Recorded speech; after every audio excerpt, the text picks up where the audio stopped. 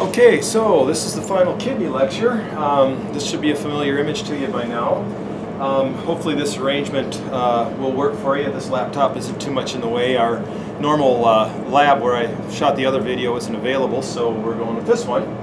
So anyway, this image from your textbook should look familiar. And here on the image we have the cross-section of the kidney. We've already talked about the multiple layers, the cortex, the medulla, and the pelvis of the kidney.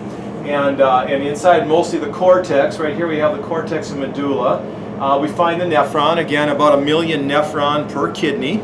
Oh, by the way, this is a place to draw a line in your notes. This material from here on to the end of the semester is what will be on the final exam. It is not comprehensive, so just this material on will be on the final. Okay, so the cortex right here, the medulla right here, and we see the nephron in there, and we've been talking about the nephron. So if I zoom in on that a little closer, I'm actually going to use a little bit different picture, but just wanted to orient you first. Here's the nephron fold. Well, actually, that's not the one I wanted. This is the one I wanted. So here's the nephron as it would largely appear in the kidney. And I'm going to show you another picture from your textbook now, remembering that this nephron is folded together like it would normally occur, but the image I'm about to show you is as if it were folded apart so we can see the different parts more easily. And so if I go to here, this is from your textbook, again realizing that the nephron has been opened up, we're going to look at the last part of the nephron, the collecting duct here. We've talked about the glomerulus. Specialized capillary bed with the podocytes, the foot cells that are on it. Filtrate comes out of there, goes into the proximal convoluted tubule. 60 to 70% of what filtrate gets returned to the blood, the good stuff goes back there. Loop of Henle, we talked about that. Distal convoluted tubule. Now we lastly have the collecting duct here. Now we're going to look a little bit of detail at that. So the collecting duct connects to the DCT, and it's a little deeper in the kidney. It's going down into the medulla, so it's going back into saltier tissue again, like the loop of Henle did right here, into ever saltier tissue, which means water is going to want to come out of the collecting duct. Remember, water follows salt. If the tissue out here is saltier and water can go out, it will. And so water is going to go out. It can also move sodium, potassium, hydrogen, bicarbonate in or out to affect blood pH and volume. So if you move sodium out, chloride will follow. You've got salt out, water will follow after that. Hydrogen is present when a condition is more acidic. Bicarbonate, HCO3, is what your body produces to buffer excess acid. Okay, so all those things can be moved in or out in the collecting duct. It's really a regulatory feature of the nephron with the ability to do all that moving of things to accommodate or adjust your body. But largely a lot of water, more water is coming out. So to this point, the filtrate, what's gone in through the tube here, has had water and salt pulled out of it in about equal amounts. So that when we get down here to the DCT, what's left in the distal convoluted tubule is mostly waste material. It's about the same relative saltiness, if you will, as the rest of the tissues in your body. It's not right here until we get to the collecting duct that the salt can be concentrated in the urine. And again, this is why Bear Grylls was screwing up when he was drinking his own urine. Particularly because he was dehydrated. He said in the video he was dehydrated, which means the body is going to work really hard at pulling water out of the urine and returning it to the bloodstream to address that dehydration. Bottom line is, the urine that was left inside of Bear was hypersalty, hypertonic.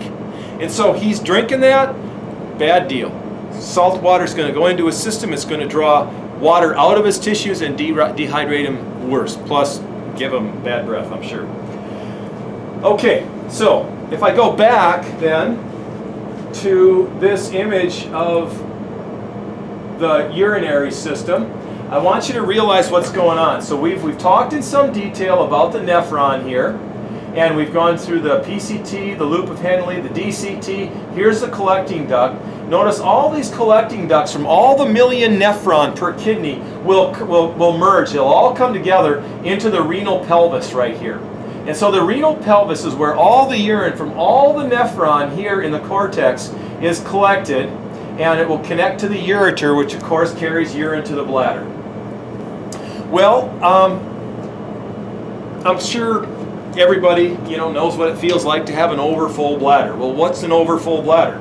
Well, an overfull bladder is when it gets about 500 milliliters. And so if you look at this bottle right here, this is 710 milliliters. So about this much urine right here, that would, when you got to that stage, you're going to feel like you got to go to the bathroom. Actually, you're going to feel like you got to go to the bathroom when you get about 250 milliliters of urine in the bladder. So if we go to a picture of the bladder in the body, we can see the kidneys here with the adrenal glands on top, the ureters connecting to the bladder here, and I want to look at a little more detail at that bladder. Okay, right here. Okay, so in the bladder, here's the openings. Each ureter would empty in here. Here's the urethra going out. So this bladder is going to fill and fill and fill until it gets to be about 250 milliliters. If this is 500, it'd be about half of that. Okay, and so at that point, you're going to feel like you got to go to the bathroom, but you can say no to that. And that's the case. I mean, you can be in a place where you can't go to the bathroom. You got to go to the bathroom, and if you fight it off for a little period of time, pretty soon you don't have to go to the bathroom. But after 15 minutes or so, that need comes back because the bladder continues to fill. Now it's got 350 milliliters in it. Oh, you gotta go. You can continue to say no, but at some point that bladder's going to be overfull, and overfull. Well, that doesn't mean you're necessarily going to leak. It might, but it doesn't necessarily mean that. When I was in high school, we went on a youth retreat, and one of the lady that was chaperoning had to go to the bathroom. We didn't know that, but we got to the campsite, and there was this old building that she was going to go in because there was no restrooms. It was a remote campsite. And so she went into this building to relieve herself. Well, here's a bunch of bats in there. And she opens the door right at dusk, and boom, bats come flying out. And she had to go to the bathroom, and she was startled, and the startling caused her to, constrict her abdominal muscles, put pressure on the bladder, and boom, she leaked. She wet her pants. Our chaperone wet her pants. What a deal. I keep sort of a running total with my wife, and what she has to bladder scan patients when they come into the hospital, how much urine is in them. If they're not conscious, they might have to catheterize them, which is putting a tube up the urethra, male or female, into the bladder and draining out that bladder. Well, her current record, let's see if I can look at this jug right here. Volume on this is, yep, just about right. Current record is this much in a bladder. This is a little less than 2 liters. She had a patient that had 2,000 milliliters in their bladder, 4 times over full.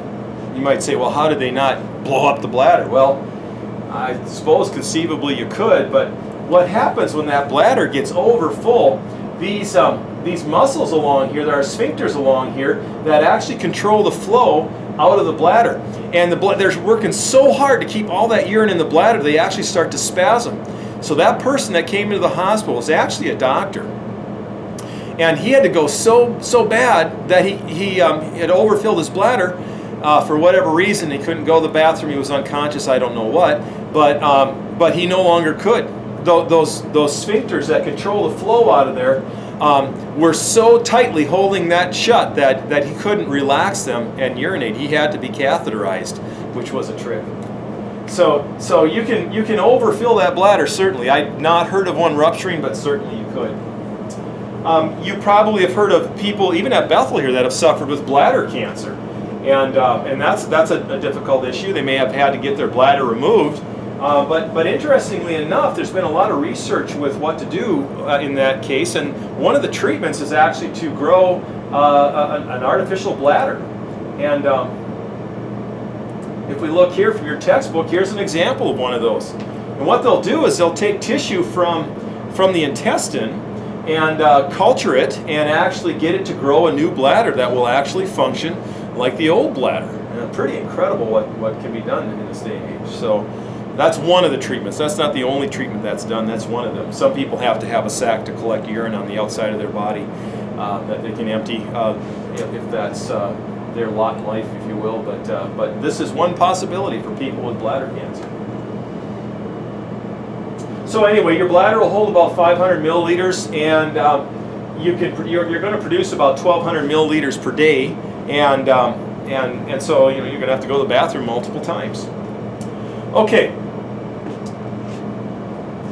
You already know, we already talked about the renin-angiotensinogen, angiotensin 1, angiotensin 2, the whole thing that was pointed towards increasing your blood volume. And some of that transformation, angiotensin 2, actually goes to the brain and tells a part of your brain called the hypothalamus to produce a hormone called antidiuretic hormone. Diuresis refers to more urine production. So antidiuretic hormone means less urine. Well, if you've got less urine, the fluid that was in urine gets returned to the blood, so you've got more blood. And remember, that was the whole idea with that renin-angiotensinogen-angiotensin cascade, if you will, was to increase your blood pressure. So one of the ways it does that is by producing ADH, antidiuretic hormone, which basically causes you to have less fluid, less urine, and more blood volume. Okay, so ADH then makes the collecting, how does it do that? It makes the collecting duct more permeable, or full of holes, if you will. So if I go back to that diagram, right, not that one, that one.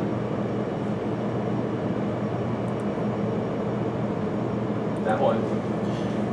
Collecting duct. And antidiuretic hormone is going to work on that by making more holes and making it more permeable and allowing more water to come out of it. Remember, whenever water comes out, it goes into this capillary bed here, into this network of the blood vessels, and returns it to your circulatory system. Okay? So, the more ADH that your body produces, the less urine you produce, the more blood that you have. The less ADH, the more urine and less blood. So I hope I said that right. More ADH means more blood, less urine. Less ADH means less blood, more urine. Antidiuretic hormone is there to get you more blood to raise your blood pressure. Well, you all know things that will affect your, how bad you got to go to the bathroom, that sort of thing. Well, certainly if you drink a lot of caffeinated beverages, you feel the need to go to the bathroom more often. And caffeine actually blocks the effect of antidiuretic hormone on the collecting duct. That's what's going on there. So fluid can't get out of the collecting duct back into the bloodstream. It stays in the collecting duct, goes in the ureter to the bladder, fills it up quicker, you got to go to the bathroom.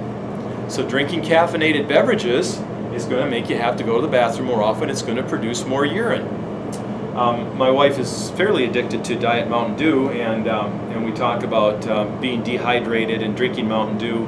And with a Mountain Dew, it's supposedly kind of a wash, because the fluid you take in is going to be offset by the increased urine production that you have. So just to give you an idea for the extent of those two factors. Alcohol is another item that will affect ADH levels, and it does so by affecting the brain. And alcohol will go to the brain and inhibit the secretion of ADH. It'll affect the hypothalamus and cause it to reduce the production of antidiuretic hormone. Okay, we've talked a lot about what your body does to increase blood pressure and blood volume. Of course, there's always feedback mechanisms or ways that it can work in opposition to any particular effect. And if your blood pressure should happen to be too high, one of the things that will happen is your body will produce something to counteract that. And one of the places that that will happen, where your body will sense excessive blood pressure, is in the atria of your heart. And if you think about it, too much blood pressure is going to affect that thin-walled vessel by causing it to stretch, or that thin-walled chamber by causing it to stretch more easily. You know it's fairly flimsy. It's not like the ventricles. And so if there's too much stretch going on in the atria, the atria of the heart is going to produce a chemical called atrial natriuretic hormone. And that's going to work in opposition. It's going to block renin. It's going to decrease blood volume, and it's going to cause a decrease in blood pressure. So you have a pretty complex regulatory system that will work in both directions. I just wanted to mention one more thing about ADH, and this is kind of an observation of mine. I don't know if you guys will agree with me or not, but it's been my observation, and ladies, I'm not picking on you, but I've noticed that oftentimes ladies like to go to the bathroom in groups. And I don't notice that so much with guys. And could be lots of explanations for that, but here's one possible one. Antidiuretic hormone is, it has the effect on the blood pressure and on the urinary system that we've talked about. But in the brain it has another name. It's also called vasopressin. And it's a neurotransmitter. It acts on, well, a hormone that acts on the brain, on nervous function. And it is specifically associated with social bonding. And so the idea would be that ADH is working on that part of the brain that has to do with social bonding, and so maybe that would explain why ladies like to go to the bathroom in groups, but I have no explanation for why that wouldn't be the same in guys. There must be something that would counteract that in guys. So anyway, let me just take a quick peek here. I think I've gotten through everything I wanted to get through. Oh, I know, there's a couple of things. Right here. This is a picture from your textbook of kidney dialysis. A person whose kidneys are not functioning well will have to go in and have their blood cleaned, if you will. And that's what this young lady is going through. She's hooked up to a machine that will do that for her over here. And typically someone like this is going to do it about 4 times a week, about 3 hours each time.